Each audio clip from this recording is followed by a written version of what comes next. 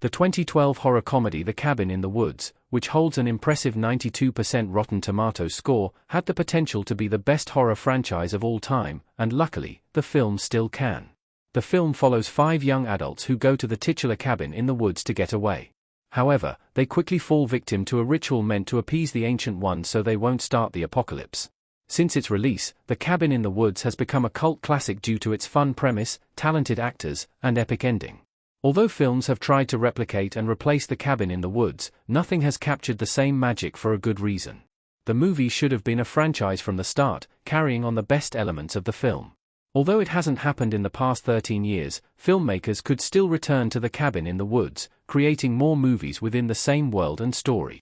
Cabin in the Woods lists its potential spin-offs on a whiteboard. When the facility is preparing for the attack on the cabin, they take bets on which monster the group will summon. It's a fun way for employees at the facility to blow off some steam, and they don't actually control which of the totems the group activates. Outside of the zombie redneck torture family, 32 other monsters appear on the whiteboard in Cabin in the Woods that the group might have chosen. These include the following. On top of those, 47 more monsters appear on screen in Cabin in the Woods during the Purge. Almost any of these could serve as the antagonists in future installments of the franchise, so writers wouldn't need to create something entirely from scratch. A sequel to The Cabin in the Woods obviously couldn't include the Deadites or the Left 4 Dead characters because of the rights issues, and they might not be able to do Fornicus, Lord of Bondage and Pain, as he's a clear homage to Pinhead. However, the other creatures probably differ enough from their inspiration to be fair game. The best options would depend significantly on the direction they want to go. If they preferred fan service, some of the most beloved creatures are the unicorn, the killer robot, and the merman. In addition to being favorites, they would be formidable foes. If they wanted to lean into current trends, better options would be the Sugarplum Fairy, which is similar to Abigail, or the werewolf, which is similar to Wolfman. There's also the option to solve some of the biggest monster mysteries in The Cabin in the Woods. In this case, the writers should go with the Doctors, the Snowman, or Kevin. The first option is shown on screen, but their abilities and motivations aren't evident. From the name alone, the Snowman sounds like a childhood nightmare, and it's never shown on screen. Plus, we need to see Kevin in action. There are just too many question marks surrounding the ordinary human character who's worthy of being considered a monster. What Drew Goddard said about a Cabin in the Woods sequel. Julie in The Cabin in the Woods.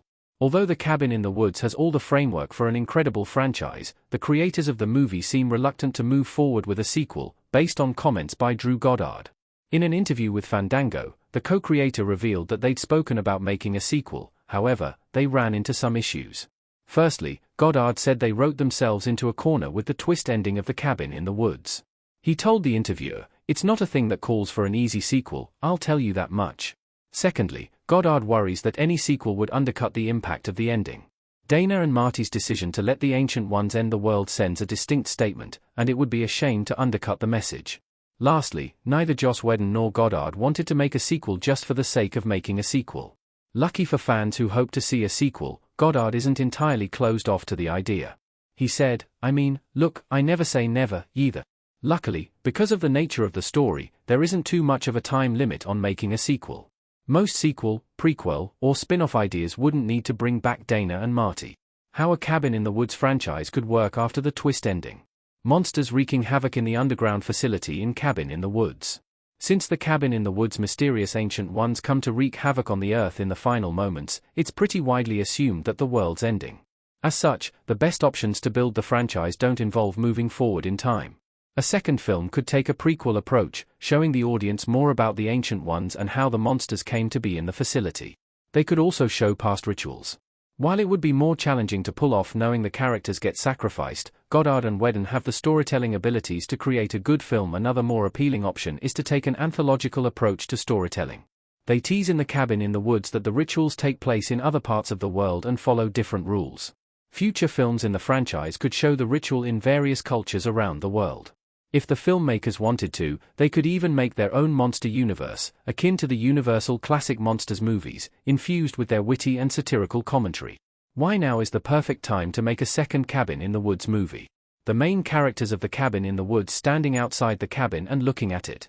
Although the 2012 movie always had the makings of a great horror franchise, now is arguably the perfect time for Cabin in the Woods 2.